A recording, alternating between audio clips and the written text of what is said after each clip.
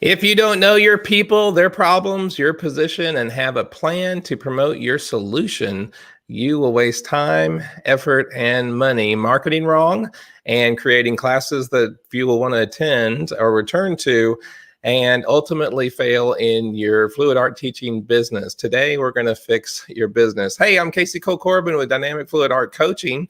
I've been coaching people that have been attempting to or have been succeeding in or starting or somewhere in the middle of teaching fluid art classes all over the world for about 2 years now. And I've been a life coach and a counselor for over 20 years. My heart is to help you up the 5-step success path. And I'm really glad that you are here today, either watching live, and please comment, or watching in replay and still comment. Say, hey, I'm here. The first thing I really need is for someone to please tell me that you can hear me. All right. So then I'll know that I'm good to go and can move on with our presentation. Okay. All right. So I'm screen sharing now. This is day 4 of the 5 P's, and we are on P number 4, which is planning. And so let's do a quick review, and I'll look and see if someone can please tell me if we are, if you can hear me. Okay. Technology, it's never exactly what you want it to be.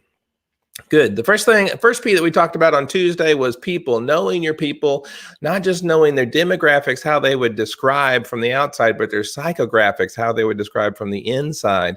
And also choosing them well. And the Wednesday, we did the second P, which is problems, knowing not your problems, but your people's problems, and how you can, number 3 was yesterday, position yourself to be able to solve your people's problems. Today, we're going to talk about planning. That's where we take all those 3 previous P's and put them together. Got a lot of P's going on here.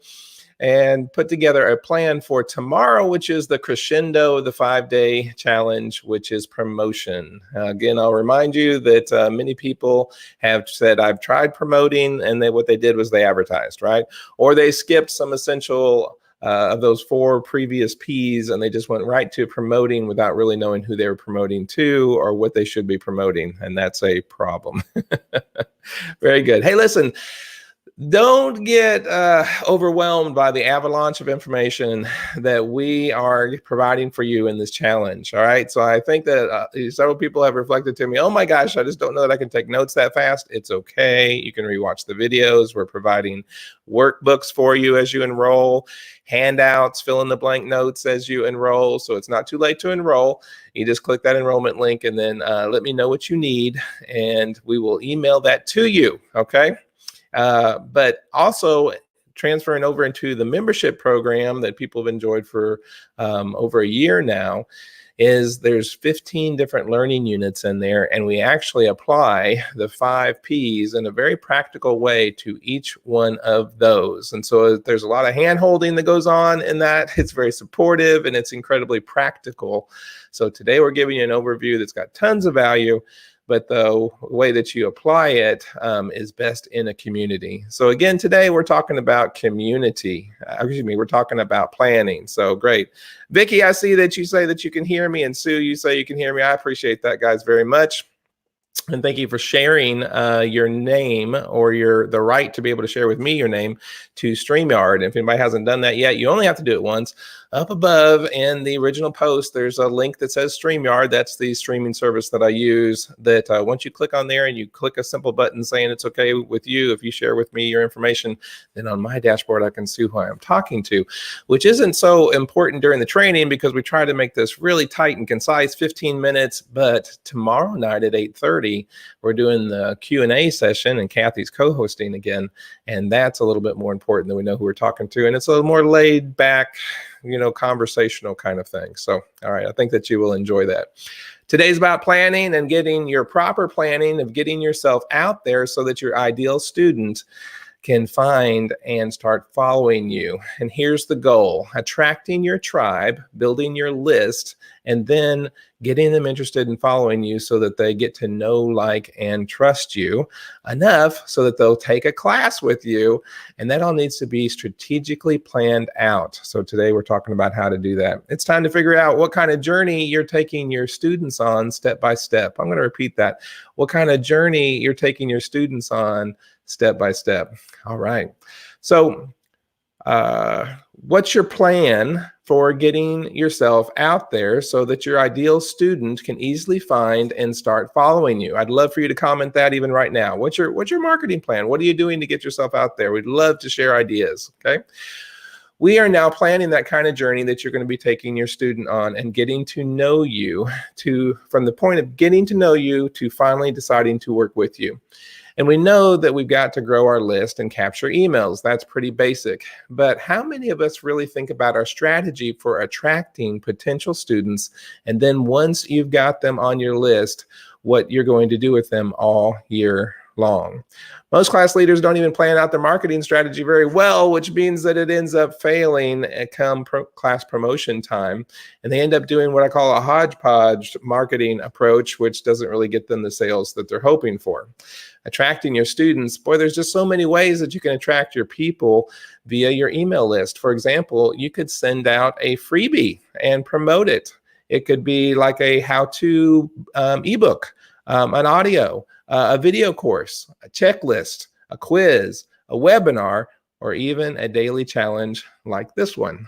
And because you already know your ideal students' top struggles and challenges and pain points from participating in the previous 3 Ps of the 5-day challenge here, you will create a freebie that absolutely addresses one of their top concerns. Keep in mind that nobody wants junk. So make sure that your freebie is special, has a ton of value, and use it as an opportunity to educate your potential students and show off your expertise. Whatever you do, make sure that it's professional and of value. You are going to be judged by it.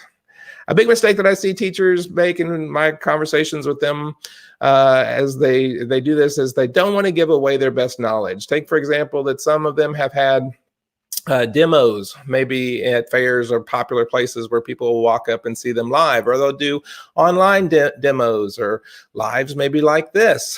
And some of them have said to me, I just don't want to give away my best stuff. And that's a mistake. For example, I've had them be asked questions in these demos, how do you do this? And they'll respond with something like, well, that's a secret. You'll just have to come and pay to take my class.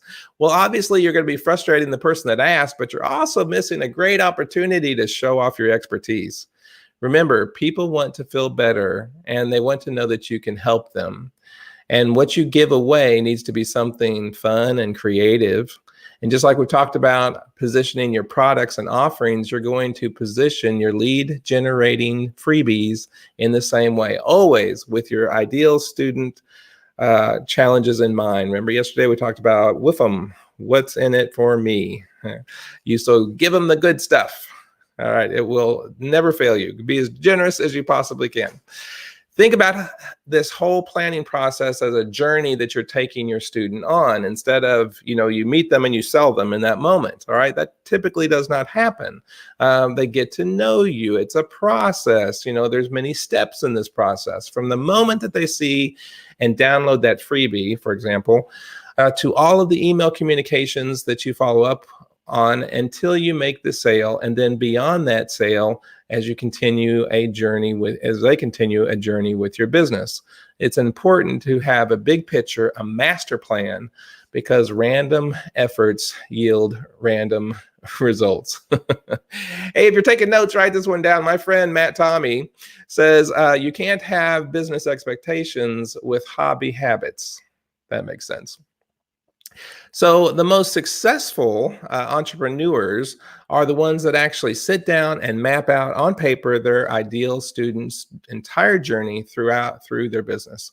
So once someone gets a freebie, now what? What do you want them to know? What do you want them to feel? What do you want them to experience? And of course, what do you want them to purchase? Once you're clear on that, you can figure out what comes next. For example, maybe you want to send out a series of emails sharing more about the pain point that you addressed in your freebie. More of that on the day 2 problems. You can go back and watch that video. So one thing you might want to choose to do is share your own hero story of how you overcame obstacles, and so they get to know you more personally. You may have noticed in some of the posts that I share very openly about my challenges and my struggles and imperfections. Why? Because people can now relate to me better, because everybody has challenges. If you want to be more approachable, you want to be more approachable, not perfect. Okay. What's next? Well, after they get who you are and that you get them, so maybe you can help them, invite them to a low commitment opportunity like a free demonstration, a short class, or whether it's online or in person. Towards the end of that freebie or low cost, low risk opportunity there, you present your better opportunity for them or your higher price courses. It's also a good sales strategy to offer something to purchase relatively early in the journey so that you can start training your students to buy from you. And maybe you've seen some of these things online. I've purchased several of them. I do follow an awful lot of gurus, but they'll offer like a $6.95 pay the postage, but get my free book, right? And so I've done that several times. And this strategy works because you've got a little bit of skin in the game. A little bit of money that you've now invested into now makes you a lot more open to buying a larger ticket item, and you will have a stronger tendency to buy more later, even if you buy something that's very low cost. I remember the first time that I started online, I love teaching webinars, but I never asked anyone to buy anything on them. I had never been taught how to structure a journey with my people and position what I have to offer, my solutions in my webinar to be able to sell a product or a program. I didn't even know you could do that. Once I learned how to do this, it was life-changing for my business, and this is definitely a skill worth learning. Now, I just want to point out that you may be able to offer a freebie and set up a series of emails to your potential students. You are going to need an autoresponder. If you have been emailing out of your personal account, stop that immediately, right? People need to be able to unsubscribe with one click, and autoresponders allow for that. Now, it can be any of them. It can be Constant Contact, MailChimp, MailerLite, GetResponse, Aweber, ActiveCampaign, Podia. Any of these will do. It just has to have that one-click opt-out. However, even folks who have been using an autoresponder, maybe forever, don't necessarily have them set up the best way to benefit from all the features that they offer. If you have an autoresponder, make sure that you make life easy on yourself by writing out all your follow-up emails ahead of time, including the ones for what you're offering in your program, class, or your product for sale. For example, you might want to set a goal of having 3 months of pre-written emails set up in your autoresponder so that when new people arrive, no matter where I am in the world, my business can function automatically and can make sales all the time. This is critical. If you don't have an email sequence set up in your autoresponder, you are missing out on the very best reason for having one in your business. So you need this emailing service in two ways. One is the automated series, and then 2 is periodic emails. So back to 1. The automated series is when somebody is added to your list, they subscribe to you, then they get a sequence of intro or onboarding emails. Those can be 3 or 7, and they can be daily or weekly or every few days, however you want to set that up. And then the second type of emails, or the ways that you want to use your email service, is very much like social media posts. In fact, that you could repurpose those very same email posts, social media posts as emails and back and forth. It's easy to do, and there's going to be some more guidelines about how to do that tomorrow when we talk about how to promote. Now, as we wind down here, the workbook is has several exercises each day to be able to help you get into the place that you can answer the main question in each one of the particular P's that we're talking about today. You can do all the questions or just some of them. You can use it or not, but you must get your unique answer for your business. It's going to be different than mine. It's going to be different than other people's. And so it's really fun in this group here on Acrylic Pouring right now to participate in the post that asks the daily question. And then you can get not only your perspective, you can also get other people's too. All right. So remember your homework that's in the workbook for P number 4 and day number 4. And then I'd love for you to tell us about a step-by-step plan you're taking your people through on a journey with you and your business. Now, tomorrow might be your only opportunity to join us live since it's the weekend. So there might be you might be watching replay all week because you're at work. All right.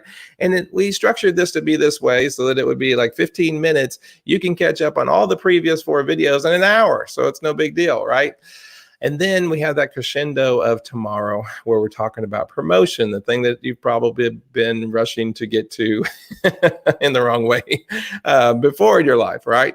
Don't forget about tomorrow night at 8:30. We're also going to have the last Q&A session, and Kathy's going to be co-hosting that. All right. I look forward to seeing you guys tomorrow at 1, seeing you, interacting with you in the comments, some watch parties. By the way, someone started a watch party of yesterday's, and I love that. I got notification on there and jumped on there. I would love it if you would start a watch party of this video anytime that you want to. All right. See you guys tomorrow at 1 and then tomorrow at 8:30. Please be looking for the very important emails that come out today, later today and tomorrow, telling you about the opportunity that we have for you to really have a change of life experience with dynamic fluid art coaching.